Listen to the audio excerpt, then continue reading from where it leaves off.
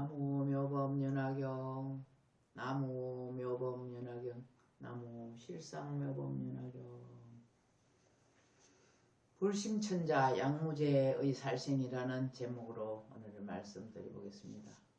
중국 남북조 시대에 양무제라는 황제가 계셨는데 이 황제는 불심이 아주 돈독하시고 온 중국 천하에 불사를 많이 하셨습니다.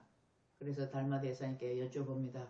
대사이시여, 제가 한 공이 얼마나 되납니까? 이래 물으니까 없다고 하셨습니다. 무라 이렇게 말씀하셨습니다. 왜 그랬느냐 하면 절을 지어놓고 스님을 공경하고 부처님을 공경하는 것은 분명히 있습니다. 그러나 바라고 했기 때문에 드러내고 자기 칭찬을 받고자 했기 때문에 없다고 한 것이지 그 복이 없는 것은 실제로 아닙니다. 이 스님, 이 양무제는 지공화상을 아주 존경했고 또 한 분이 계셨는데 합두스님을 아주 존경하는 그런 황제였습니다. 지공화상께 기해서 많은 책도 내시고 우리가 보고 있는 자비수참이라든가 자비도량 참법이라든 것이 다 지공화상님과 양무제가 해서 만들어낸 우리가 가까이 할 수 있는 경전들입니다. 어느 날 자문을 구하기 위해 합두스님을 모셔오도록 해놓고 사신이 스님을 모시러 간 사이에 다른 신하들과 바둑을 두게 됩니다. 바둑을 두되 황제하고 두는 바둑이라고 해서 일부러 져준다든가 아첨하든가 이렇게 하면 감점을 하든 하고 소신껏 두는 신하에게는 칭찬과 함께 상을 주는 그런 성품을 신하들이 잘 알았으므로 자기 실력 있는 대로 하여 바둑을 두게 되었습니다. 그날은 상대가 만만치 않았던 것이라 잔뜩 열이 올랐습니다. 자기야를 계속 죽자 한 판 쥐고 두 번째 판에 들어가 자기야를 죽자 열이 올라서 예잇 죽여라 하면서 바둑알을 놓고 또 합니다. 또 지니까 그때 또 죽이라고 더 큰 소리를 외칩니다. 양무제는 이 한마디가 엄청난 결과를 가져다 줄 저주의 고함이 될 줄을 몰랐던 것입니다. 그 고함 소리로 인하여 그토록 존경하던 합두스님이 목숨을 잃게 되었습니다. 스님을 모시러 간 사신이 문 밖에서 꾹꾹 배려하여 폐하 합두스님을 모시고 왔습니다. 이렇게 아뢰자마자 대전 안에서 에잇 죽여라 하는 진노한 목소리가 들려 나옵니다. 합두스님께 무슨 잘못이 있을 리는 없고 필시고 누구의 큰 모함이 있는가 보다 이렇게 생각했습니다.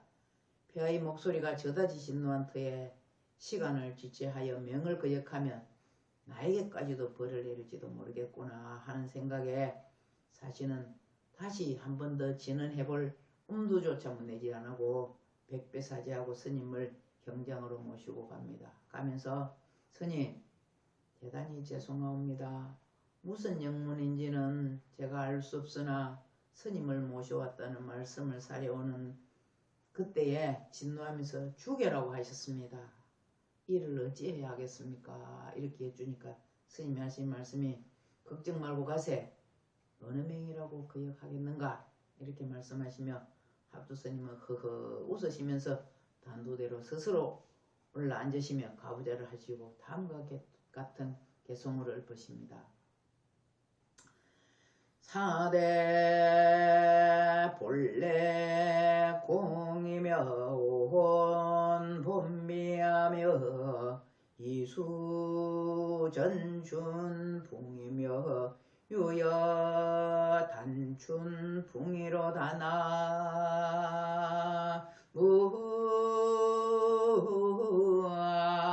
나무아미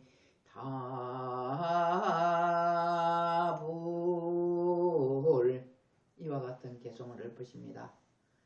사대는 본래 공이고 오는 본래 내가 아니더라.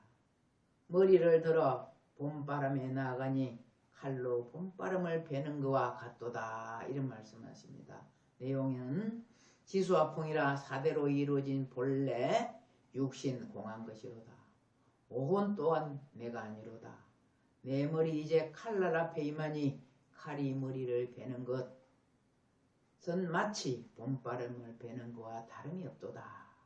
내 몸뚱아리라 할 것도 없고 산다 죽는 것다 할 것도 없으니 조금 더 계엄지하지 말아라 하는 뜻으로 개송을 읊으신 후 태연한 자세로 웃으시면서 업보를 말씀하십니다. 내가 머나먼 옛날에 조그만 동자승으로 있을 때 산골에서 밭을 매다가 나도 모르게 그만 깽이로 뚜꺼비 한 마리를 찍어 죽인 일이 있는데 그때 그 죽은 뚜꺼비가 오늘의 양무제이니라.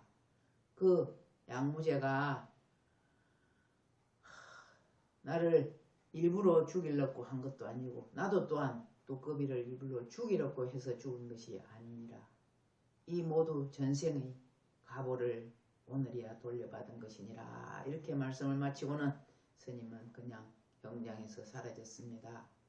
바둑을 끝낸 양무제는 합두 스님이 생각이 나서 선지에게 물었더니 스님 모시고 오랬는데 아직 소식이 왜 없느냐 이렇게 말입니다. 아니옵니다. 폐하께서 아까 죽이라고 하명하셔서 벌써 분부 거행했습니다. 이렇게 하랍니다. 무엇이 처형을 냈다고? 짐이 언제 그런 명을 내렸단 말이냐 하니까 아까 바둑 두시면서 죽이라고 크게 엄명하셨나이다. 양무제는 그만 그 말을 듣고 넋을 잃고 말았습니다. 그만큼 당신이 존경하던 스님이었기에 더더욱 정신을 잃고 말았습니다. 그러나 한 번 가신 스님을 살릴 수는 없는 일 아니겠습니까? 땅이 꺼질 듯한 한순간께 양무제는 한탄조로 물어봅니다. 그래, 스님께서 마지막 가시면서 하신 말씀이 없더냐 이렇게 물으니 자세한 이야기를 다 해줍니다. 양무제는 그 말을 듣고 하염없는 눈물을 흘리며 참회하면서 다시는 바둑을 두지 않았다고 합니다. 우리가 전생이든 금생이든 지어놓은 업과 복은 반드시 돌려받게 되어 있습니다.